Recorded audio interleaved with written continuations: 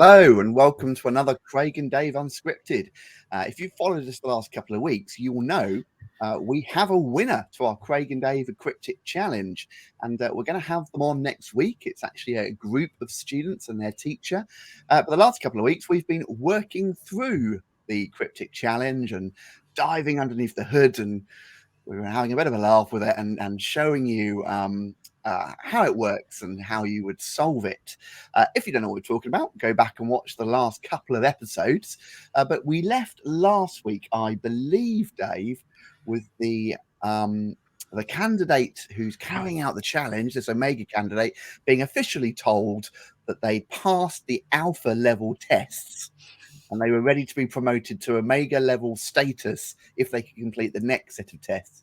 And this was a big giggle of mine throughout the process, if you remember. Just every time the students felt that they got to the end, there was another stage. Oh, hilarious! So, if I'm right, you can correct me. I think this is where we were left off, wasn't it? Yeah, that's right. Okay, so the students, I won't play the video again. The students had received, had solved a multi-stage puzzle and received a short video telling them they'd passed the alpha level tests and they were now being upgraded to the omega level tests. And all that was on that page was this crossword. There was the Smart Revise URL and then said, insert crossword answer here. That's all they got. And then they got this crossword. So in short, as opposed to going through this crossword, obviously each of these returned a word. So for example, to make normal or cause to conform to a norm or standard. That's the Oxford Dictionary definition of normalization. That's what that means. So they would add the word normalization onto the end of this URL and get a page. So just like the last part of the challenge, this resulted in a number of pages, seven in fact. And this was again another multi-part challenge. So what I'm going to do is just remove this from the screen. As opposed to showing the web pages, I'm going to show something different this time. One of the problems with designing a cryptic challenge like this is obviously making sure that everything you design actually works and is solvable and that you don't make a mistake somewhere along the line. You know this one. While I'm loading this up, Dave, you know this one because we are not very far away, are we, from releasing the second edition of our algorithms book. And you can't get it out there without being 100% sure that every single step, example, and line of pseudocode is correct. Yeah, that's right. And even today, I've started proofreading the author's copy, and I've already found some things I'm not very happy with. And yeah, it's just part of the process. You think everything's working exactly how you expect, and then you discover a little oversight. Yes. Yeah. Right, so here we are. So they solve the crossword and it leads them to 7 different pages. Presumably they solve all the parts. And this is a maze-based problem. So again, we've gone out the realm of really solving specific computer science theory, which if you remember was the 15 challenges in part 1. And we've moved now to more of a traditional, I guess, just logical thinking style puzzle solving. But we've said this before, this is all in the realm of what makes a good computer science student, that ability to think logically, think analytically, break a problem down, be computational, systematic problem solving. And if you've got those skills and perseverance, that's the other one, if you've got those skills, the rest of the theory can be learnt. It's almost, if you just learn the theory, but you don't have that analytical mindset, the ability to break down a problem, the ability to use abstraction, you know, to be then really knowing the theory is not enough. I'd say it's at least half the battle having those skills. And we've talked about that a lot. Right, let me just show you this then. I won't say anything. Do you remember anything about this part, Dave, or did I not show you this one at all?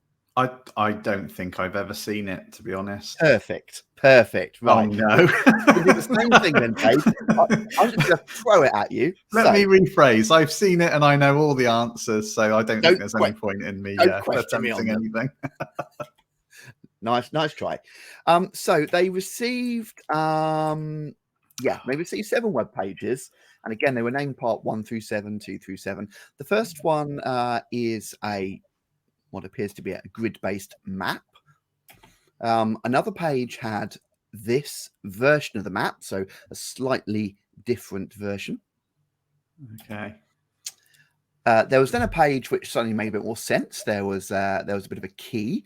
So now you realise the green is grass, the blue is water, the brown bits are impassable walls. So you start to put together what this is. A lot more information on there as well. You get told some iconography. So there's a start and a goal node. You get told what valid and invalid moves are. Let's just go next. There you go. This version of the map gives you a start location in the bottom left and a goal location in the bottom right. This one, the candidates don't see. So this is part of my solution. So I'm not sharing the websites here. I'm sharing my my versions, and everything. I think there's one more asset I need to find. Oh, this bit's really important. Hidden away in the key. Always take the most optimal route to the goal. It's a bit small to see on the screen here, but I've put asterisks. The optimal, the route which will result in the smallest total movement cost once the goal has been reached. Somewhere else in here, let me see if I can just find it. I'll just come out of full screen mode so I can skip through. What else did they get? Here it is. They also got shown this.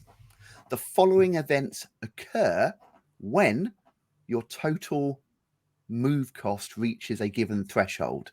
So they're going to start moving through this maze, and once they've hit 11 moves, a biohazard appears in zone 1. And finally, there's a good instruction sheet. So it says, at all times, follow the shortest, most optimal route from your current location to the goal. The most optimal route might change during your journey due to certain events.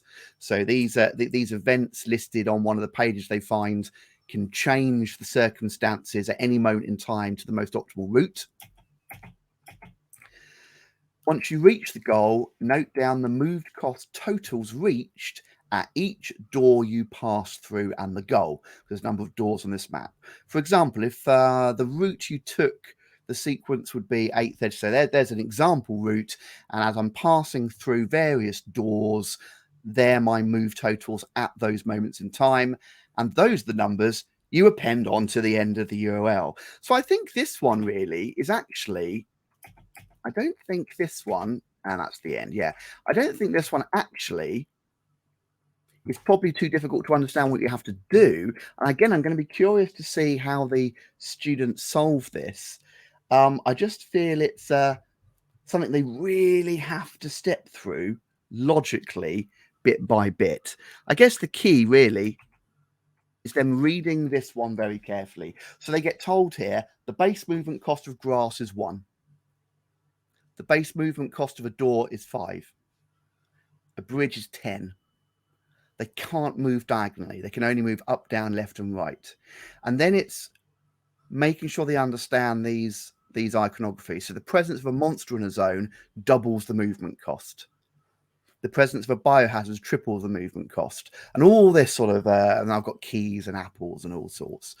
And I thought this was a real fun little activity. So that there, the students never get to see this. That there is the movement costs of every tile at the very start before they do anything. All the doors there have 5, all the grass has 1, the 2 bridges have 10, and off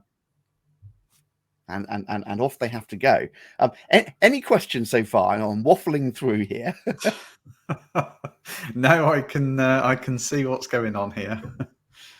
So yeah, and there we go. Obviously, I mean, this has.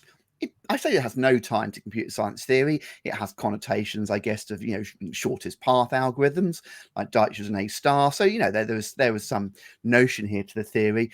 But did I apply the actual algorithm while doing this? No, I just applied my logical thinking. Went right. So the shortest route from here at the moment to the goal has to be through this door and through that door. Yeah. I can go up, right, up, or I could go up, up, right. It doesn't matter. There'll all be three. You could obviously apply an algorithm. I'd be curious to see maybe what the students did here. It would be totally possible to put this data into a data structure, a graph, and then run the algorithm on it. Of course, we have the complexity here where the costs are changing. And the thing I think we talk about in computer science very much, you always get questions in an exam. Here's a graph, here's the edge weights, and the costs represent traffic congestion on a given route. And now when these things are used in the real world, for example, if you're using Apple Maps or Google Maps, those cost and edge values are going to be changing, and those heuristics, they can be changing all the time based on density of traffic. That's something we never really talk about. I don't think we mentioned that in our video, but so we're simulating that here as well. And then what happens is, this is just my work solution. So it's hidden by our logo there, but it says when the total move cost reaches 11, a biohazard appears in zone 3. And of course, they've been given the zone map. So this is the events table. So now this area has suddenly become more expensive. The most optimal route before that would have been to take a right and swing through this door. But because this event has occurred and this area now is more expensive, suddenly the most optimal route, if you recalculate it, is to head north. An alien ship appears at 29, making this area actually impassable. All of a sudden, the most optimal route is now, at this point, to backtrack. And it goes on. It goes on. Lots happens. Keys appears, apples, all sorts. And I had to spend ages on this. There you go. Movement cost is being halved. So this is me working through it methodically. Now, I was actually tempted at one point to run the algorithm on it. There you go. There's the solution. Actually run the algorithm and put all of that into a data structure. And of course, we've got the working code to do that. I never went that far. What I did is I sent this problem to my brother, who I think I mentioned is a real puzzle solver. He just ran through it and he found a different route to the one I had. And I was like, oh no. I can't have this solution live. Right. So what I'm going to do is move on from this bit, because the next. Go on. Hang on. Let me get in a word in edgeways here. Sorry. Yeah. So your brother found a different route. Is that because there was more than one optimal route, or was it because you had a mistake somewhere, or you'd made a mistake somewhere? What happened there, and how did you resolve it? Yeah, so obviously there is only one optimal route here, but my problem was that I had made a mistake. I'd made an assumption, and that's the problem when you don't try and actually run the algorithm. I had made an assumption in one of these rooms as well. You're going to have to go up. You'd always, if I'm going from this point here to this point here. We can't see what you're actually pointing at when you say from this I'm on the wrong screen. You can see it now, can't you? There you go. Yeah. If I'm going from that square there towards the top of the screen, so that's E5 up to L2, I assumed the most optimal route is always to go up, right, up, right, up, right, and then right, right, right. Or maybe right, up, right, up. That will always be it. And then once I hit a border, to go right. Yeah. And well, logically, that is absolutely correct. It doesn't matter which way I do it, that will give me the most optimal route, all other things being equal. And then my brother turned around and went, that's fine, but if you do it one of those ways, when you change the values later on, I'm now caused to backtrack, and I can backtrack, and I'm backtracking from a different square to the one you've ended up at in your mind, Craig. And that's now resulting in different cost values when you move through these doors. Do you remember the thing I had to get right with this problem was whenever they traverse through a door, they have to note the movement total down. And those movement totals become the URL. So they've got to be consistent for everybody that solves this. And I was like, oh, you've got the most optimal square, as have I. But because I've got, we solved it. You'll notice a couple of these rooms are a little bizarre. There's a couple of brown blobs here. This room is a weird shape, and this room has a odd brown shape on it. And my brother has a phenomenal, he's not a computer scientist. He's he's an accountant. Sorry to accountants out there. He's an accountant, but very mathematical, huge problem solver. He has all those skills in abundance, loves playing board games, all the sort of a locked in a room, escape the room type things. And if I'd said Dijkstra's or A-star algorithm, wouldn't have had a clue. What he did was apply some logic and went, I think we can solve this. Regardless of how we got here, we can force people back down the route you want and get the value you need by adding a wall in C3. Right. Okay. And that is just the sort of skills we were talking about last week, wasn't it? In last week's video. Not actually a computer scientist, but just applied, broke down the problem. Yeah.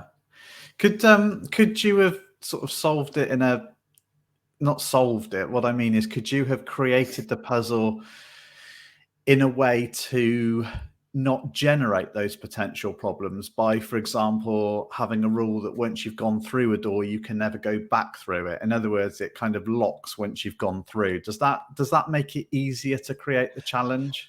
Oh, I went down all sorts of routes. Yes, I did try that kind of stuff, but then I wanted, of course, situations where they'd gone in places, and I had this concept which we kind of glossed over of getting keys, and keys being able to unlock doors that were previously locked, because an alien spaceship locked doors. And I went down the other route, and this was the hardest one. I thought this would be the most fun. The easiest ones were the computer science theory, because although we made them complex, they were what they were, and the answer was fixed. You either, it's like maths problems in an exam. Show you're working. You've either got it right or you haven't.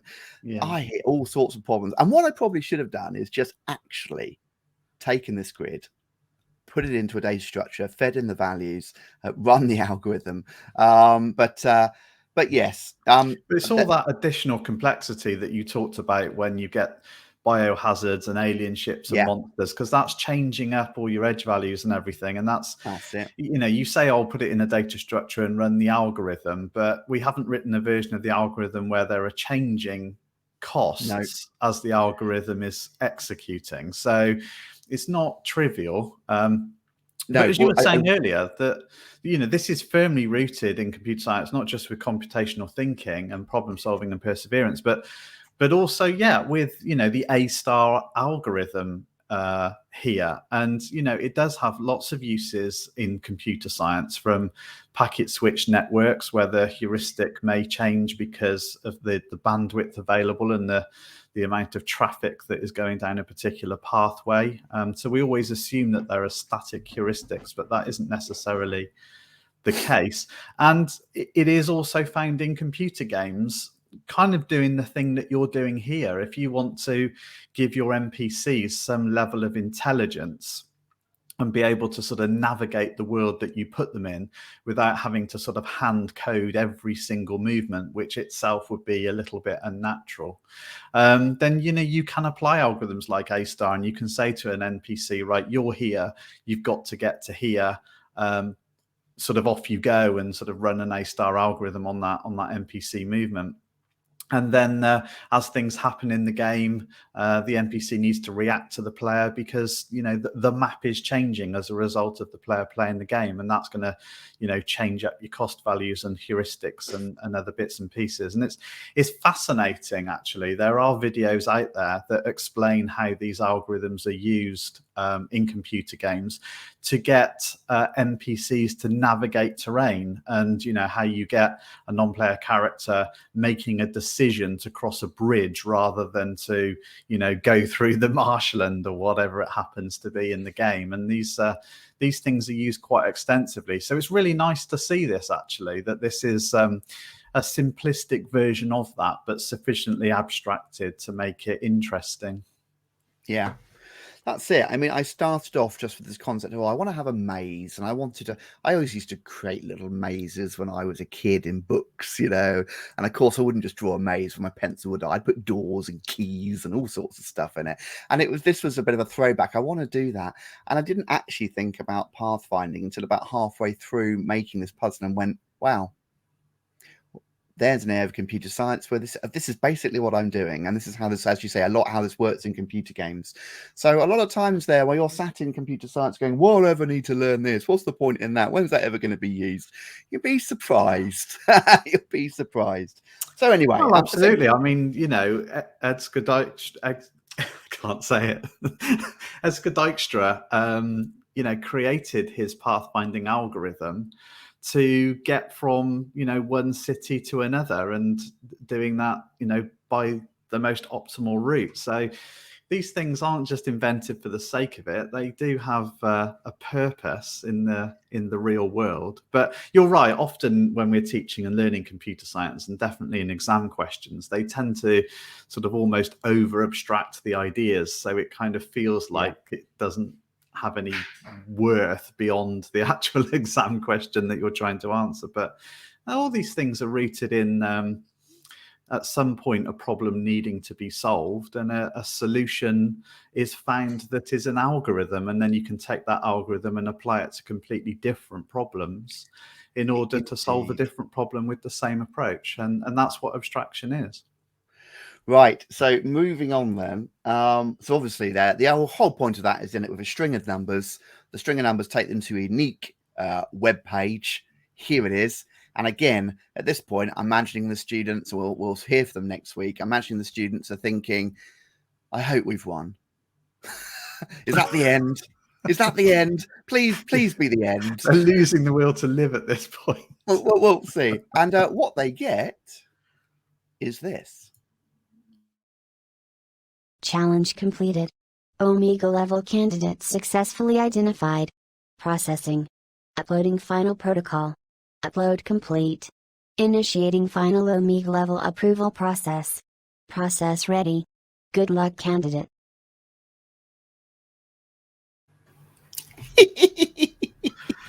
I'm sorry, kids. You have been upgraded to Omega level status. You've passed the alpha test. You are an Omega candidate. We're just initiating the final Omega approval process. Yes, of course we are, Craig. You must think you're hilarious. So to be fair, you're probably thinking at this point, well, it doesn't matter what they throw at me. I've solved so many different things. I don't think there's anything at this point I can't solve. Again, below that video, there was a little one-off cryptic puzzle, which again led them to a series of unique websites. So this is another multi-part challenge. The entire cryptic challenge is very much in 4 major parts. There's find the Omega symbols and solve disparate 15 problems. That's part 1. And then part 2 was that multi-part base number system fantasy map. Part 3 is the one we just talked through with the maze and the shortest pathfinding, and then this is part 4. So it's 4 major chunks. Now, again, as opposed to loading up all the various websites, I thought I would show you my working file because I've worked everything through. Oh, worth showing you just this. This is the bit that took them to. So this is what existed below the video. So they get that little they get that message telling them to initiate the final test, and they get given this. Of course, I don't present it on the web page like that, Dave, do I? No, I present it like that. Oh, grief. And of course, I've made that one entire PNG or bitmap. So again, I'd be curious to hear from the students. What did you do? Did you print the whole thing, download it, sit there and cut it all up, or what did you do? Because they're not individual pictures, of course. I made it one entire seamless PNG. But buried in there were the following URLs. And again, just with the previous parts, you had to visit all the pages and use all the data from all of them to solve the final challenge. Yeah. So I suspect, just looking at it, they probably didn't need to actually solve the jigsaw puzzle. If they recognized that there was a start of a URL on one of the Yes. pieces, they could look for where the cut was on the other piece to see how the URL continued, if you see what I mean. I suspect they didn't actually need to solve the jigsaw puzzle, but yeah, I'd imagine so. So this last section, it's based on what are called sets. They receive all sorts of different bits and pieces in here. But these are all the various unique symbols that they find during this challenge. Now, they never get a screen like this. This was my sort of master slide. And what I'm noting next to each of these is the attributes of the of the picture, for example. So if we look at the top left one, its attributes, it's green. Can you zoom that in a little bit, Craig? Yeah, so we can get a bit of a clearer picture. There we go. Yeah. I've just come off full screen mode because it's easier for me to switch between the bits of the colors. But there you go. This top image has 4 attributes, and they don't get told this at this point. They just get the imagery. But it has a color green. The iconography used here is a biohazard symbol. The line style used is solid, and the shape count is 2. And then those 4 attributes apply to every image, even when they don't have one of the attributes. So if we take the one to the right, this red one, color red, iconography alien, line style none, shape count 1. So we've got these various sort of unique. Now, of course, at this point, they don't know what it is they're doing. What they end up learning by digging through all the various websites is that a valid set contains 3 cards. They don't know this at the start of this. So again, I'm curious. They end up discovering what they have to do is discover sets. And a valid set contains 3 cards. They learn this by navigating through the different sites. They also learn that for every property of a set, and these are the 4 properties, which I guess a nice analogy here is object-oriented programming. These are attributes here of the object. For every property or attribute, all cards must have the same value, or all cards must have a different value. So that's how you end up with a valid set. So out of all the various cards they can get presented with, and there's a lot, there are actually only 4 valid sets. And those there on the screen are the 4 valid sets based on those rules. So if we just check that for a second, let's look at set 1. We're saying that this is a valid set. So it has to have 3 cards. Correct, it has 3 cards. And for every property, either all cards must have the same value or all cards must have different values for every property. So the color is different for all 3 cards. The iconography is different for all 3. The line style is different, dotted, solid, none. And the shape count is different, 1, 2, and 3. It's met this part, and therefore that is a valid set. Does that make sense? Yep. And it's actually based off a Chinese game. It's actually based off a Chinese tile-based game. They use different iconography. It's set. So again, I'm curious how they research this. So out of all the various sort of items they get, they end up learning that these are the only 4 valid sets. Now, obviously, I have to have some way to encode that into some data. So I need some way of turning these 4 sets into, this is the coding I use, 0, 0, 0, 0. So how do I do that? Well, hidden throughout the other websites are these post-it notes. And it took me ages to get this working. These are all sort of like, I had them all overlapping exactly.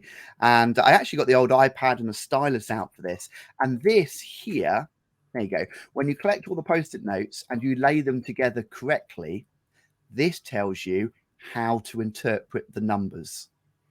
So the color of the background gives you a number. The iconography gives you a number. And if there isn't an icon, it's a 0. The line style gives you a number and the count gives you a number. So I provide a mechanism for decoding or encoding, I guess, each of those sets into a 4-digit code. And then, of course, to make it harder, what I did, you can see here, what I did is I worked out which part of the image was under each post-it note, and then split the post-it notes up and hid them over different websites. So they had to find, I say again, they had, and one thing you may notice is there is misleading information on some of these post-it notes. So let me see if I can find an example. Maybe, yes, here you go. That's how the post-it notes looked on the website, and they've got weird stuff on 20% I plus G. There's odd, misleading stuff, and you're like, well, hang on, what's all that about? Well, you don't see that stuff if you overlap the post-it notes correctly. Wow. Okay. And that took a day. So I worked. No wonder you were keen for people to have a go at this cryptic challenge. Yeah, this has taken ages to put together. Yeah. So I worked out what the encoding was. I got the stylus out and drew it. I then superimposed that on the post-its, then screen grabbed and cropped those and took them out, then put them back onto original post-its with the overlap bit missing, and drew something else random, which wasn't relevant if you then arrange the post-it notes in the correct way. So it was, and then hid that on sort of 6 different websites. And all of that was an encoding. But to cut a long story short, as you said, these are the 4 valid sets. If you follow the encoding that's given to them by the post-it notes, you get these numbers. These sequence 4 sets of 4 numbers. And the last website they received was this one. It was a lot of 2-digit. Oh, sorry, I'm on the wrong section there. It's a lot of 2-digit codes with 4 numbers next to them.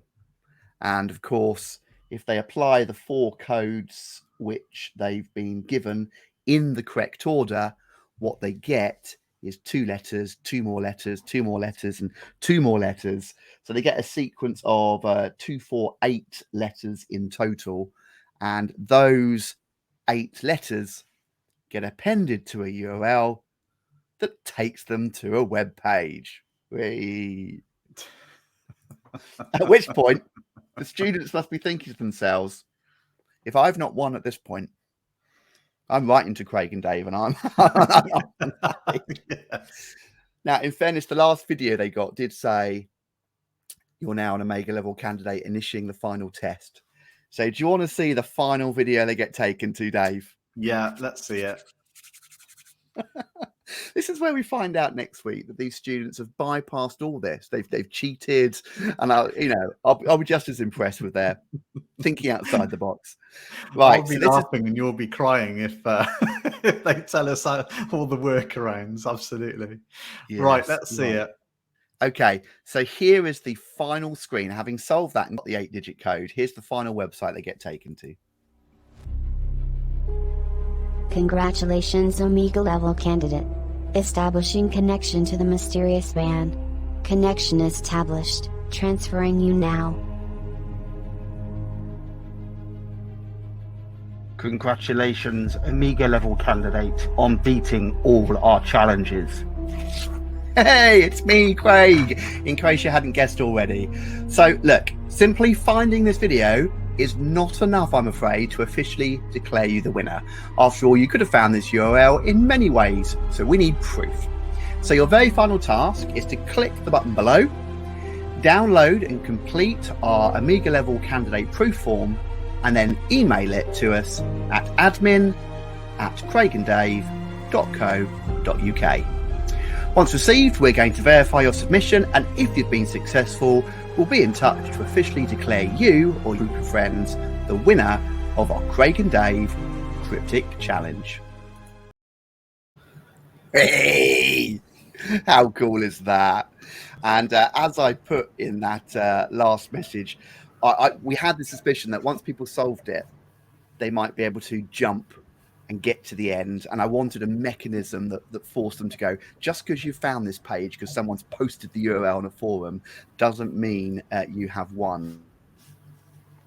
So below video message was a button to download this form And this form then annoyingly asked them for the URL of every stage.